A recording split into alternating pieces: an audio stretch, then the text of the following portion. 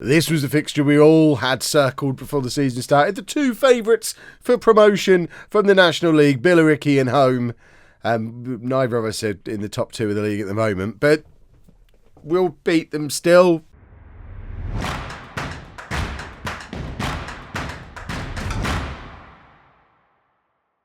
Hello and welcome to part 47 of It's Coming Home. I'm Kevin. Coming up on today's episode, we have that game against Billericay away from home, and then we are at home against Grimsby, both in the league. Since you were last with me, things, generally okay. There's been a couple of blotches, but on the whole, for a team that didn't get into the playoffs last season, I don't think it's too bad 8 games in to be in 4th place. The big worry, of course, is York City. 8 wins from 8 games. I don't know where they were predicted to be pre-season.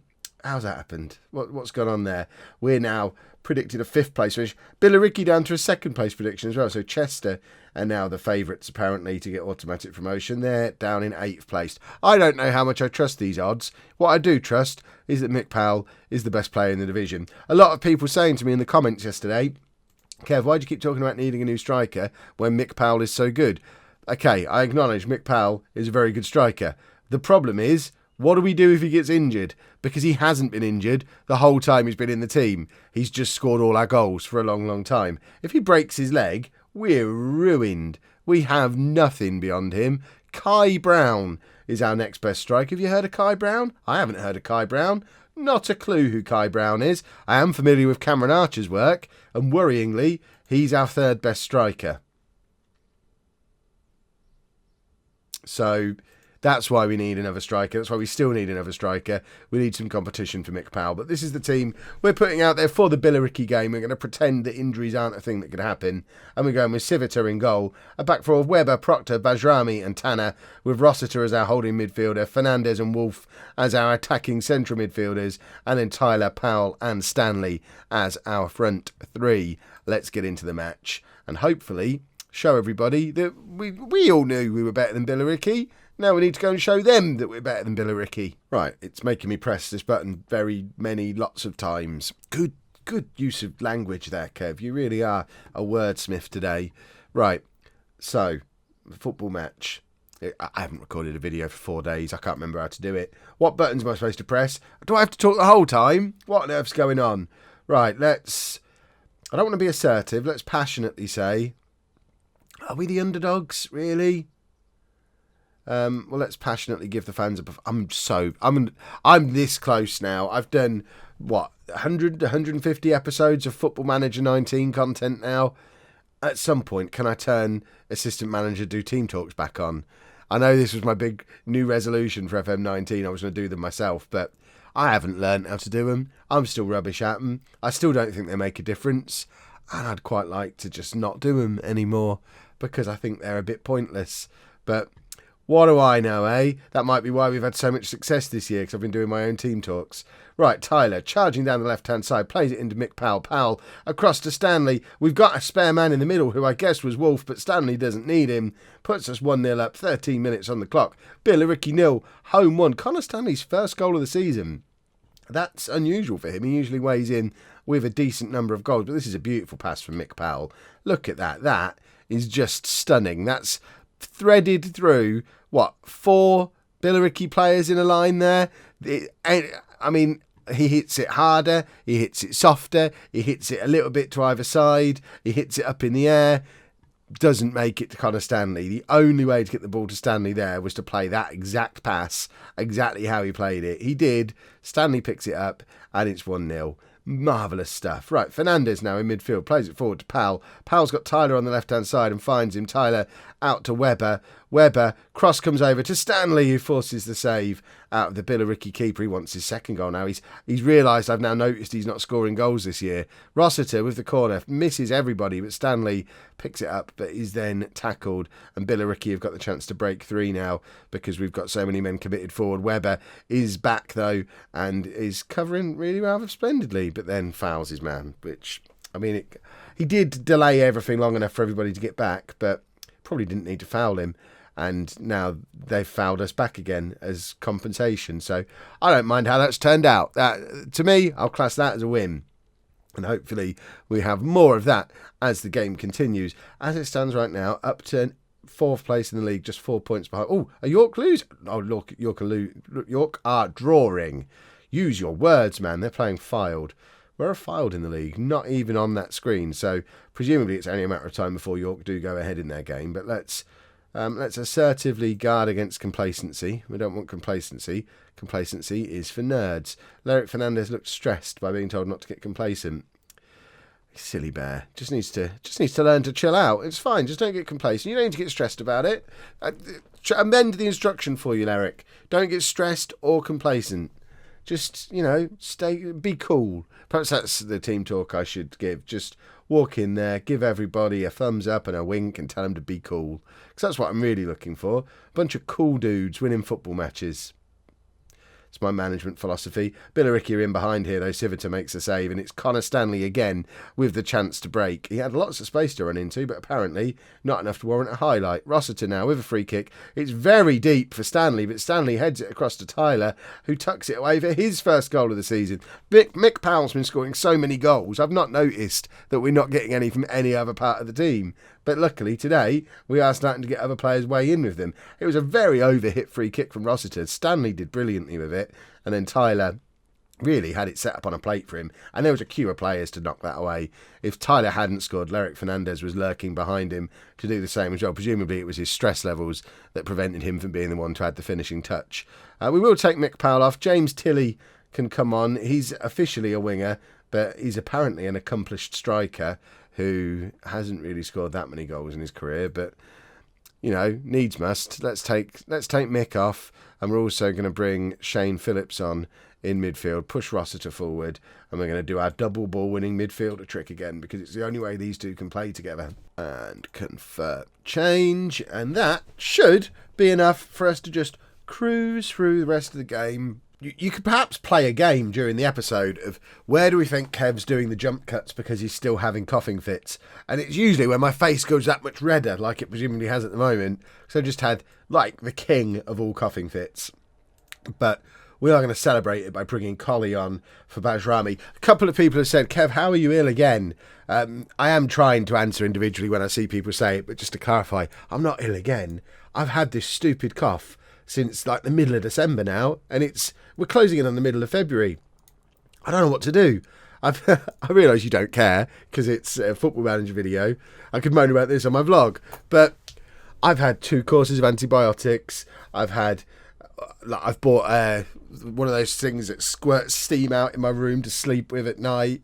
I've done everything. I'm staying hydrated. The one thing I can't do, of course, is stay warm because I have to sit out here in my garage to make videos.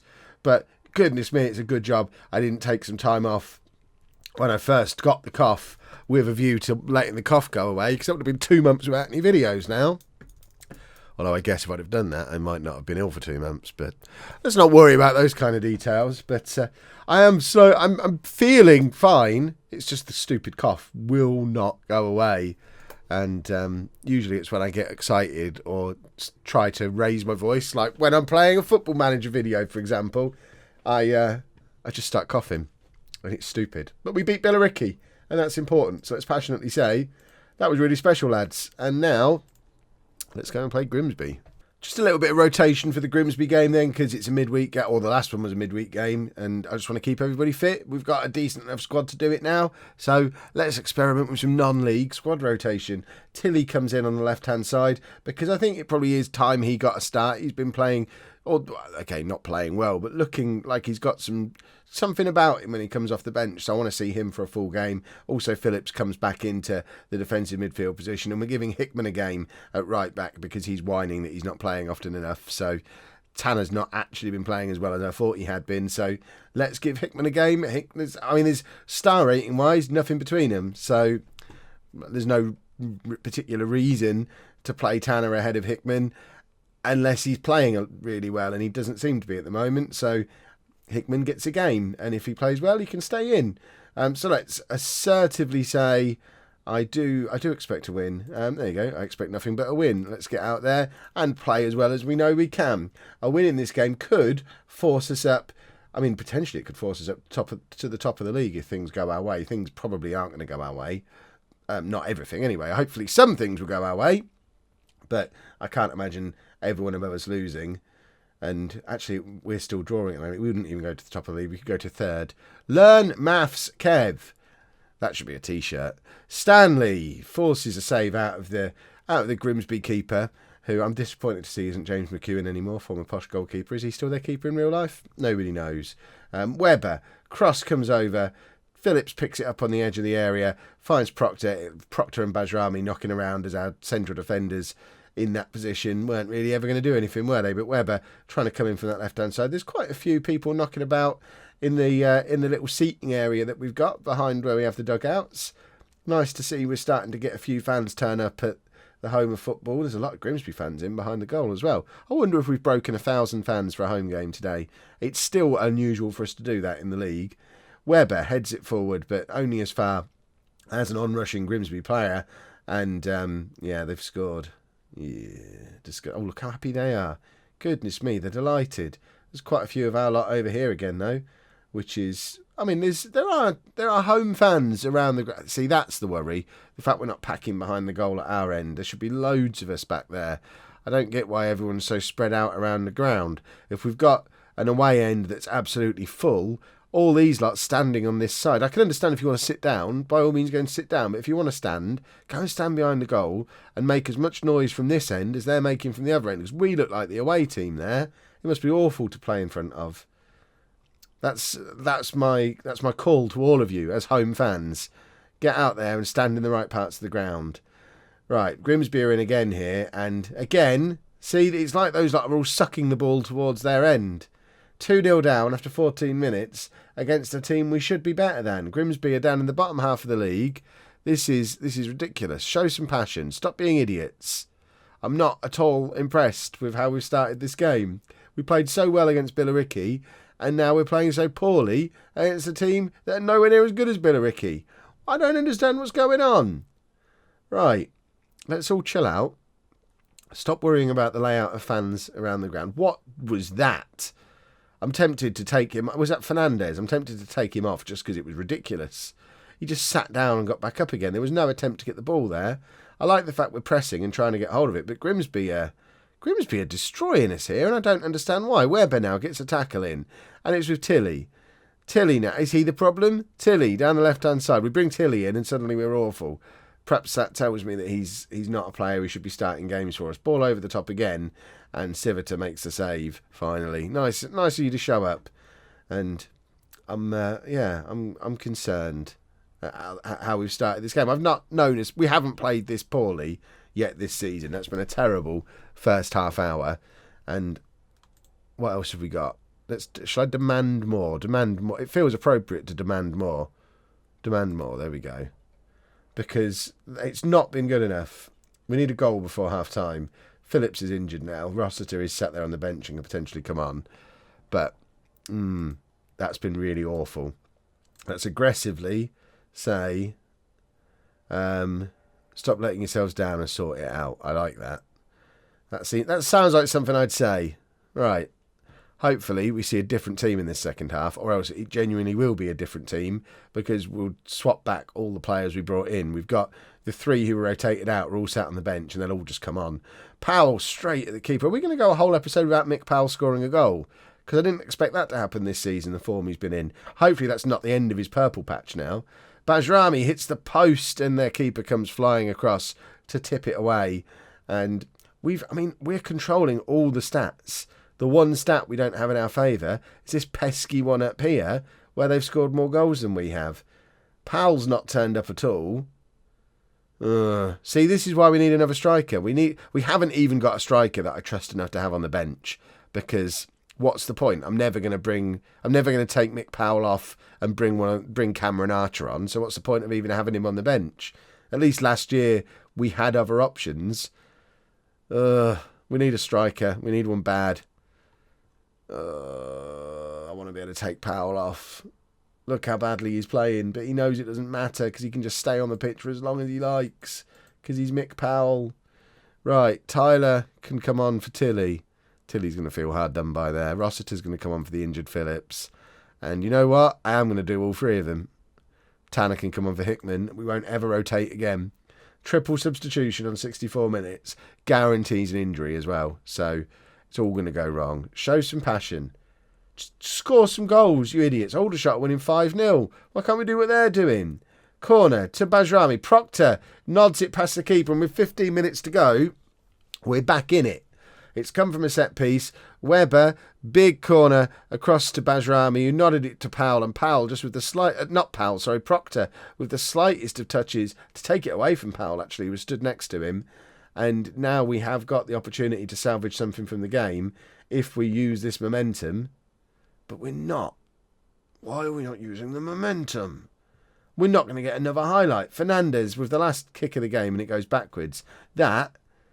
This, as the last 5 seconds, says it all about that game. Oh, I'd be booing if I was there in person. And I hate booing at football matches. But that was trash. But luckily, they've got motivated by me telling them it was trash. Footballers confuse me. Right, let's have a look at the schedule to see when we're going to be back. If it loads up. Oh, is the game going to crash? This would be the ideal time for it to crash so we could replay that game. Crash, crash, crash, crash. Is it actually crashing? What's taking so? No, there we go. So we're down to 5th in the league. And we'll be back, I don't know, somewhere around here. Salford, Mansfield, Dover, Chippenham. Some kind of combination of these games. Maybe even York. York's a long way away, though. We'll figure something. It'll be sometime in November, would be my guess. If you have enjoyed that, please make sure you leave a nice big thumbs up on there for me. Subscribe to the channel for daily Football Manager videos. And thank you very much for watching.